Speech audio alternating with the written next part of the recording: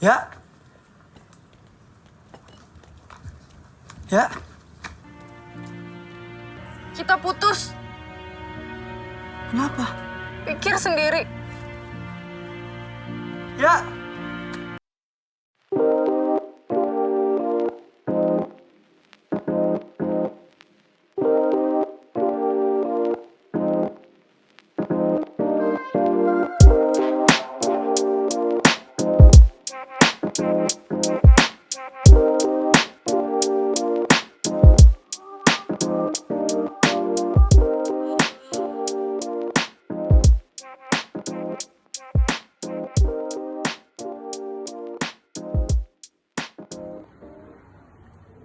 Assalamualaikum warahmatullahi wabarakatuh.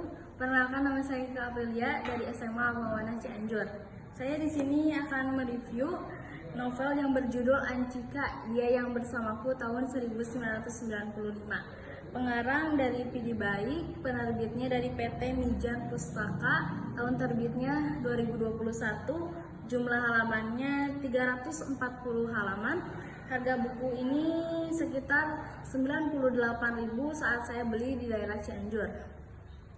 Pidi Baik adalah seorang seniman yang berbakat, multitalenta. Dia juga seorang penulis novel dan juga buku. Selain itu, dia juga seorang dosen, ilustrator, komikus, musisi, dan pencipta lagu asal Indonesia. Saya mengenal Pidi Baik dari novel Dilan dan juga dari novel Ancika sendiri. Kemudian saat ini saya akan mereview sebuah buku yang berjudul Ancika, Dia Yang Bersamaku tahun 1995.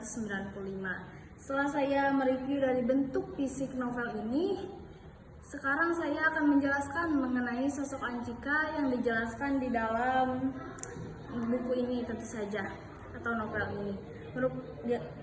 Ancika merupakan pacar Dilan yang mereka bertemu di saat Dilan sudah tidak bersama Milea lagi. Tokoh Ancika Mehrunisa Rabu digambarkan dengan sosok perempuan yang rambutnya pendek atau bisa dibilang tomboy juga, yang mirip-mirip model Lady Diana, seperti yang saya kutip dari novel, seperti diam-diam pergi ke salon dan memotong rambut saat sangat pendek saat SMP dengan alasan ingin menjadi praktis kalau saya harus terburu-buru ke sekolah. Ancika juga merupakan sosok yang tomboy seperti terlihat dari stylenya yang cuma memakai kaos, kemeja laki-laki, celana, dan juga jaket jeans. Nah, sudah dapat kalian bayangkan sosok Ancika itu seperti apa? Jika saya melihat dari sampul novel ini, saya rasa Ancika mirip Stepi Jamora. Pada tahun 1995, Ancika sekolah di salah satu sekolah yang berada di daerah Kiara Condong. Dia juga mempunyai lingkaran teman yang baik, sekitar 5-10 orang. Dan yang paling dekat bergaul dengan Ancika, atau Ancika lebih tertarik dekat dengan Indri. Dan dari berbagai kisah Ancika, kehidupan Ancika, saya lebih tertarik pada saat beliau bertemu dengan Dilan. Awal mereka bertemu yaitu di rumah Aba, yang Ancika sendiri kebingungan mengapa anak-anak motor atau geng motor suka dengan kebudayaan. Seperti yang Mang Anwar katakan tentang Dilan, dia nakal tapi pintar. Mengapa bisa seperti itu? Karena Dilan kuliah di ITB. Seperti yang kita tahu, ITB sangat ketat dalam menyaring siswa yang mereka inginkan, identik belajar dengan efektif, sering membaca buku, menghafal rumus, dan harus benar-benar belajar. Tapi nyatanya Dilan lebih banyak menghabiskan waktunya di jalan seperti itu. Jika seperti itu, bukan hanya Mang Anwar, Ancika, tapi saya juga iri kepada Dilan. Kata Mang Anwar, Dilan memiliki minat akademis yang cukup tinggi dan selalu meraih ranking pertama. Wow. Dilan juga kutu buku, menekuni musik, dan suka sastra. Dari cerita Mang Anwar, Ancika mulai tertarik dengan Dilan. Biasanya menurut dia, anak-anak geng motor itu merupakan tipe yang mengganggu, menjengkelkan, kasar, dan tidak sensitif. Menurut saya hal ini menarik ya untuk diulas. Lika-liku kisah Dilan dan Anjika terselip cerita antara Anjika dengan Kang Yadit. Meski saya lihat Anjika kurang tertarik terhadap Kang Yadit, kisah berlanjut saat Anjika ingin belajar bersama Dilan lewat Mang Anwar. Ketika mengerjakan tugas resensi novel, di situ Anjika dan Dilan kembali bertemu. Meski resensi yang dibuat Dilan tidak sesuai dengan keinginan Milea, dan Dilan membuat sebuah pernyataan minta maaf yang menurut saya itu hal yang sangat jarang dilakukan oleh seorang laki-laki. Sampai Mama Anjika pun berkata Dilan mah kolosal.